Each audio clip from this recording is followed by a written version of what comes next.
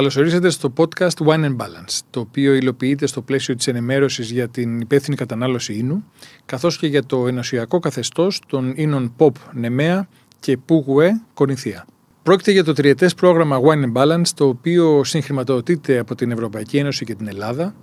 υλοποιείται από το Επιμελητήριο Κορινθίας με χώρες στόχο την Ελλάδα, τη Γερμανία και την Πολωνία. Εγώ είμαι ο Τέντ Λέλεκας και μαζί θα εξερευνήσουμε τον κόσμο του κρασιού μέσα από τη γεύση, την ιστορία, την παράδοση, αλλά και το σημαντικό μήνυμα της υπεύθυνης κατανάλωσης. Τα κρασιά Pop και Pougue από την Ελλάδα αυτή τη στιγμή αντανακλούν ένα μεγάλο, ίσως το μεγαλύτερο κομμάτι του ελληνικού αμπελώνα. Και αυτό γιατί αφορούν σε συγκεκριμένες περιοχές, οι οποίες επιλέγονται όχι μόνο με γεωγραφικά κριτήρια, αλλά και με ποιοτικά κριτήρια και έτσι κουβαλάνε μαζί τους μια μεγάλη ιστορία, μια παράδοση, συνδέουν ουσιαστικά το κρασί, την ιστορία, τη γαστρονομία και τον πολιτισμό. Είναι λοιπόν ένα πολύ σημαντικό κομμάτι της ελληνικής παραγωγής κρασιού, είναι ένα πολύ σημαντικό κομμάτι των εξαγωγών μας και της εικόνας μας γενικώς στο εξωτερικό, αυτής που μεταφέρουμε σε κέρυες αγορές οι οποίες ενδιαφέρονται δυνητικά για το ελληνικό κρασί. Υπάρχουν ομοιότητες και διαφορές, υπάρχουν σίγουρα γεωγραφικές καλύψεις μεταξύ των δύο ζωνών, όπως για παράδειγμα μεταξύ της ζώνης Pougue Corinthia και της ζώνης Pop Nemea, αλλά σίγουρα ο τρόπος με τον οποίο η μεθοδολογία, το πλαίσιο το οποίο ορίζει την παραγωγή των κρασιών της κάθε κατηγορίας είναι αρκετά διαφορετική. Στην περίπτωση των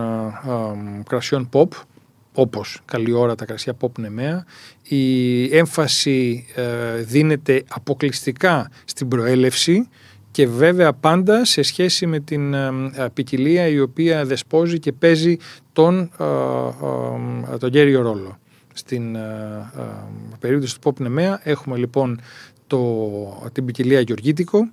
και ένα πλαίσιο το οποίο ορίζει ακριβώς από πού θα προέλθει το σταφύλι, πώς θα εινοποιηθεί και πώς θα φτάσει, με ποιο τρόπο θα φτάσει το κρασί σε εμάς τους καταναλωτές. Στην περίπτωση των κρασιών από τη ζώνη Pougue Corinthia, έχουμε ένα αρκετά πιο ευέλικτο πλαίσιο, το οποίο περιλαμβάνει και μια μεγαλύτερη γεωγραφική ζώνη και σίγουρα ένα μεγαλύτερο πλήθος και εύρος σε ποικιλίες σταφυλιού και ελληνικές και διεθνείς, για να δώσει μια πολύ μεγαλύτερη γκάμα κρασιών. Με ρωτούν πολλές φορές για το ρόλο που παίζει ο εινολόγος στην παραγωγή του κρασιού και θα σας πω ότι είναι κυρίως και καταλυτικός. Δεν υπάρχει εινοποιείο στο οποίο τον πρώτο ρόλο να μην το παίζει ο εινολόγος, είτε αυτός είναι ένας μόνιμος υπάλληλος του εινοποιείου, είτε είναι ένας εξωτερικός σύμβουλος. Σε πολλές περιπτώσεις μάλιστα είναι και ένας από τους ιδιοκτήτες του εινοποιείου ο οποίος είναι ο ίδιος εινολόγος. Μάλιστα ιστορικά στις περισσότερες, αν θέλετε, εινοπαραγωγικές περιοχές της Ελλάδας θα δούμε ότι ενώ παλαιότερα ακόμα και σε μεγάλα εινοποιεία με ιστορία η οποία πηγαίνει κάποιες δεκαετίες πίσω, οι πρώτες γενιές ιδιοκτητών και εινοποιών ήταν εν πολλοίς αυτοδίδακτοι. Στη συνέχεια οι ίδιοι προς τιμήν τους και ευτυχώς σίγουρα έστειλαν τα παιδιά τους στο εξωτερικό, σε χώρες κυρίως όπως είναι η Γαλλία και η Ιταλία, αλλά αντίστοιχα και στις μεγάλες σχολές της Αθήνας και όχι μόνο, να σπουδάσουν εινολογία για να μπορούν έτσι να έχουν τη δυνατότητα να παράγουν κρασιά με πιο συστηματικό τρόπο και ιδανικά με εμπειρίες και προσλαμβάνουσες παραστάσεις και από σχολές σκέψης και ακαδημαϊκές σχολές, αλλά και από εινοποιεία του εξωτερικού. Εδώ να πούμε ότι η εινολογία είναι ένας κλάδος της χημείας, είναι μια επιστήμη η οποία αναλύει και καταγράφει και ελέγχει την διαδικασία της εινοποίησης από την αρχή ως το τέλος, με βάση συγκεκριμένα πρωτόκολλα και με δυνατότητες οι οποίες ξεκινούν από τη ζύμωση και φτάνουν μέχρι την ορίμανση, τους τρόπους εμφιάλωσης και ούτω καθεξής. Βεβαίως, να πούμε ότι ειδικά όσο περνούν τα χρόνια, βλέπουμε ότι και η τεχνολογία έχει προχωρήσει απίστευτα. Και έτσι ακόμα και εκεί που παλιά το κρασί παραγόταν σε αυτοσχέδια πατητήρια, σήμερα έχουμε μηχανήματα και εξοπλισμό τελευταίας τεχνολογίας, ο οποίος φροντίζει σε κάθε στάδιο της εινοποίησης ο τρόπος της διαχείρισης του σταφυλιού και αργότερα και του χυμού, του μούστου και ούτω καθεξής, να είναι ο πιο ευγενής και ο πιο προσεκτικός. Πλέον υπάρχουν τεχνολογίες οι οποίες διασφαλίζουν την ποιότητα στον ύψιστο βαθμό, προσέχοντας ακόμα και κυριολεκτικά ρόγα να ελέγχουν την ποιότητα του σταφυλιού, έτσι ώστε αυτό το οποίο, η πρώτη ύλη η οποία θα χρησιμοποιηθεί για την εινοποίηση να είναι ό,τι καλύτερο με βάση τα χαρακτηριστικά της εκάστοτε ποικιλίας και της κάθε περιοχής εννοείται. Βεβαίως με τη μόνη διαφοροποίηση να είναι το ότι η όποια διαφορά έχει επέλθει από τις διαφορετικές καιρικές συνθήκες της κάθε χρονιάς, η οποία θα μας δώσει και την διαφοροποίηση της κάθε εισοδείας του ίδιου κρασιού, που θα το κάνει ιδιαίτερα ενδιαφέρον καθώς εξελίσσεται σε βάθος χρόνου. Μιλώντας για υπεύθυνη απόλαυση του κρασιού, ο βασικός παράγοντας ο οποίος παίζει τον πρώτο ρόλο εδώ πέρα είναι εννοείται το αλκοόλ. Πώς παράγεται το αλκοόλ? Το κρασί είναι ένα αλκοολούχο ποτό, γιατί κατά τη διάρκεια της αλκοολικής ζύμωσης, του πρώτου σταδίου δηλαδή της παραγωγής του, οι φυσικοί μύκητες, οι ζυμομύκητες, οι οποίες έρχονται σε επαφή με τη ζάχαρη του γλυκού μούστου, παράγουν αλκοόλ, το οποίο θα μετατρέψει ουσιαστικά τον γλυκό χυμό σε ξηρό κρασί. Ακριβώς επειδή το αλκοόλ είναι παράγωγο της ζάχαρης, δηλαδή να το πω πολύ απλά, όσο πιο γλυκό το σταφύλι, τόσο περισσότερο το αλκοόλ το οποίο θα περιέχει το κρασί, η ορίμανση του σταφυλιού είναι το α και το ω. Γι' αυτό και θα δείτε λίγο πριν ξεκινήσει ο τρίγος, σε καθημερινή βάση, για να μην σας πω σε πολλαπλές στιγμές μέσα στην ημέρα, ο αμπελουργός θα κάνει βόλτες μέσα στον αμπελώνα και από διαφορετικά σημεία του αμπελώνα θα παίρνει δείγματα με μονομένες ρόγες, τις οποίες θα εξετάζει σε ένα μικρό χειροκίνητο όργανο που λέγεται διαθλασσίμετρο, στάζοντας μερικές σταγόνες μούστου σε μια συγκεκριμένη επιφάνεια, η οποία θα αντιστοιχίσει τα σάκχαρα τα οποία περιέχει ο χυμός, ο μούστος εκείνη τη στιγμή, με το δυνητικό αλκοόλ που θα είχε αν ο συγκεκριμένος χυμός εινοποιούνταν. Άρα λοιπόν καταλαβαίνουμε ότι σε περιπτώσεις υψηλής θερμοκρασίας και ειδικά σε περιοχές θερμού κλίματος όπως είναι η Ελλάδα, και όσο πιο νότια τόσο περισσότερο, το αλκοόλ αν δεν έχει τον τρόπο ο εινοποιός και τη δυνατότητα να το ελέγξει, και να το ελέγξει λέγοντας, τριγώντας εγκαίρος, έτσι ώστε να μην του ξεφύγει εντός εισαγωγικών, μπορούμε να έχουμε έτσι πιο υψηλά αλκοολικά κρασιά. Γι' αυτό και βλέπουμε ότι χρόνο με το χρόνο, ακόμα και περιοχές όχι μόνο της Ελλάδας, οι οποίες μας είχαν συνηθίσει σε κρασιά σχετικώς χαμηλού αλκοόλ, καθότι ο πλανήτης υπεθερμαίνεται, καθότι οι θερμοκρασίες ανεβαίνουν, καθότι η έναρξη του τρίγου γίνεται όλο και πιο πρώιμη, ξεκινάμε να βλέπουμε ιδιαίτερα υψηλά επίπεδα αλκοόλ. Στην απόλαυση του κρασιού για εμάς τους καταναλωτές αυτό μπορεί να παίξει έτσι έναν αρκετά σημαντικό ρόλο και πρέπει να είμαστε προετοιμασμένοι. Εδώ να πούμε καθαρά τεχνικά ότι ένα κρασί βάσει νομοθεσίας μπορεί να έχει από 8 έως 15% του όγκου του να είναι καθαρό αλκοόλ. Τυπικά ένα λευκό κρασί θα έχει έναν αλκοολικό τίτλο που θα κυμαίνεται ανάμεσα στο 12,5% με το 13,5%, ενώ στο κόκκινο κρασί ο αλκοολικός τίτλος θα ξεκινάει τυπικά από το 12,5% και μπορεί να φτάσει ή και να ξεπεράσει το 15%, γιατί υπάρχει και πάντα και ένα 0,5% σφάλματος εντός εισαγωγικών, το οποίο επιτρέπεται από τον νόμο. Γιατί γίνεται αυτό? Γιατί η ορίμανση στο κόκκινο σταφύλι δεν έχει να κάνει μόνο με την αύξηση της ζάχαρης, αλλά και με των χρωστικών και φαινολικών ουσιών που βρίσκονται στο φλοιό, οι οποίοι πολλές φορές παίρνουν περισσότερο χρόνο για να έρθουν στο σωστό σημείο ορίμανσης, και άρα όσο γίνεται αυτό αναπόφευκτα ανεβαίνει και η περιεκτικότητα στη ζάχαρη του, υπεροριμάζει δηλαδή, για να το πω πολύ απλά, το σταφύλι, άρα δυνητικά μπορεί να μας δώσει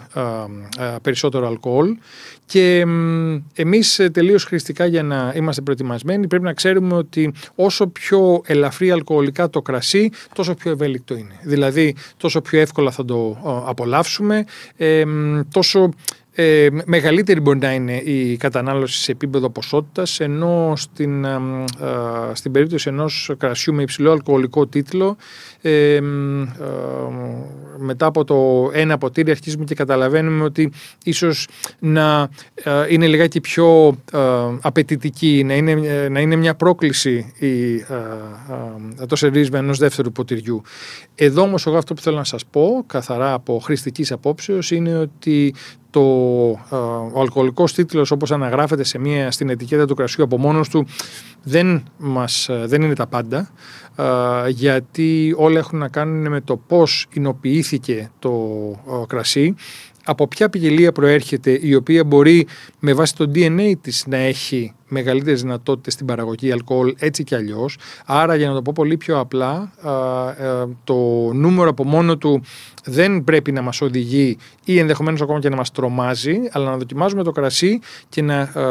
δούμε κατά πόσον το αλκοόλ έχει ενσωματωθεί σωστά, είναι εναρμονισμένο με το τελικό προϊόν, με το κρασί, και ποιο είναι το αποτέλεσμα που μας δίνει. Γιατί το ζητούμενο είναι να έχουμε ένα κρασί ανεξάρτητα με τον αλκοολικό του τίτλο, το οποίο να είναι ώριμο, να είναι ισορροπημένο και να είναι απολαυστικό.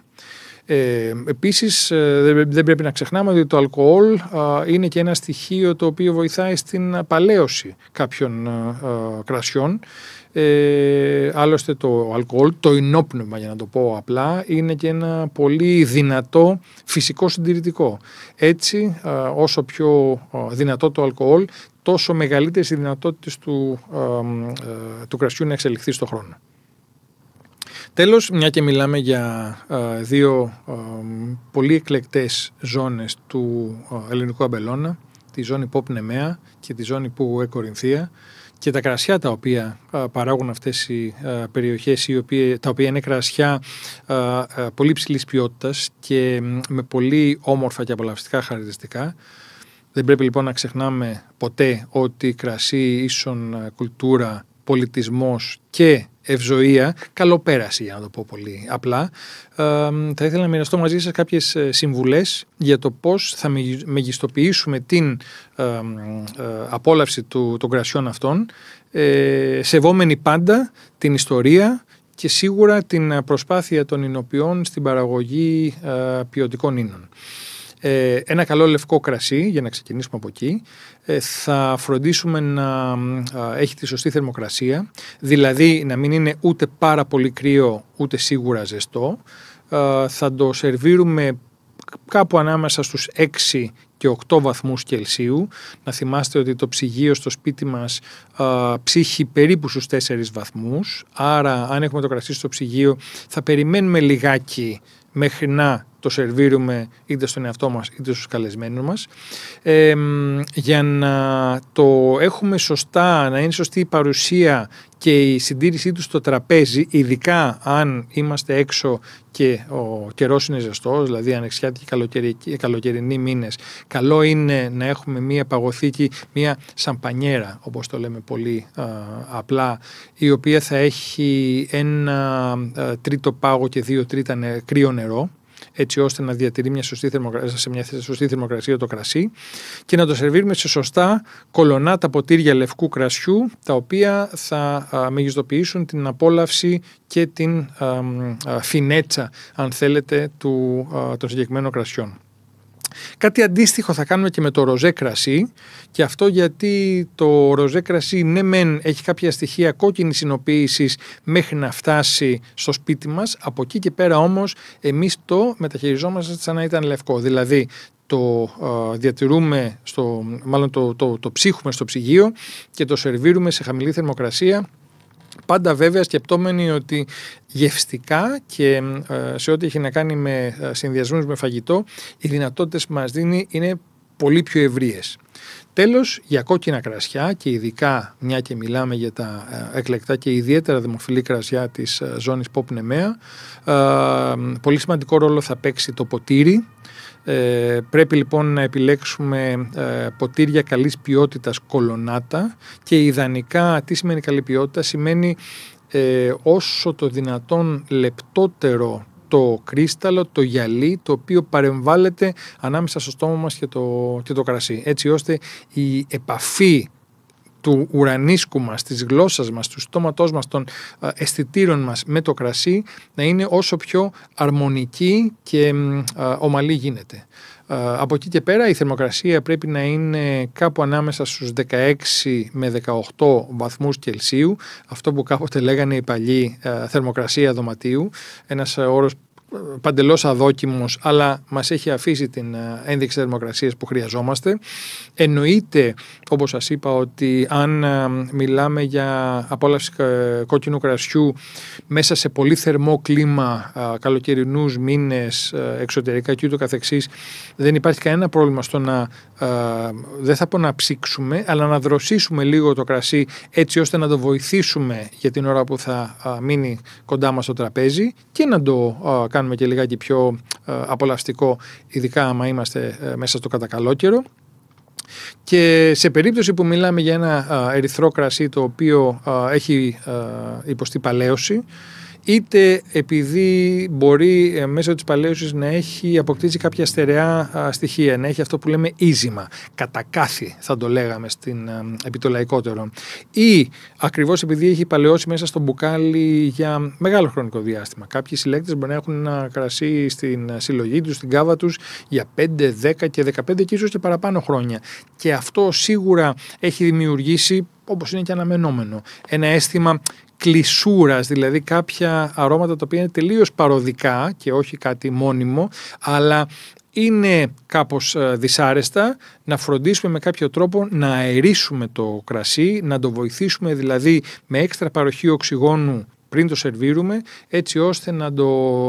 χαρίσουμε είτε στον εαυτό μας είτε στους καλεσμένους μας στην καλύτερη δυνατή κατάσταση. Πώς θα γίνει αυτό? Σίγουρα με μεγάλα και καλής ποιότητας ποτήρια, και ιδανικά αν μπορούμε μεταγγίζοντας το κρασί από τη φιάλη σε μία κρυστάλλινη καράφα, μέχρι εκεί που πλέον το κρασί δεν περιέχει ίζημα, εκεί που αρχίζει το ίζημα σταματάμε και δεν σερβίρουμε πλέον, δεν υπάρχει λόγος να κάτσουμε να το σουρώσουμε, εκτός αν έχουμε συγκεκριμένα σουρωτήρια ή φίλτρα. Αν δεν έχουμε κρυστάλλινη καράφα, αυτό που μπορούμε να κάνουμε είναι να ανοίξουμε τη φιάλη και να σερβίρουμε το κρασί στα ποτήρια πριν έρθουν οι καλεσμένοι μας, έτσι ώστε να μείνει ανοιχτό, να μείνει εκτεθειμένο στο ποτήρι για ένα εύλογο χρονικό διάστημα, έτσι ώστε ο αέρας να το βοηθήσει να, όπως θα λέγαμε, αναπνεύσει, να ξεφορτωθεί τις οποιασδήποτε δυσάρεστες οσμές και να μπορέσει να εκφράσει τα πραγματικά του, το πραγματικό του αρωματικό χαρακτήρα.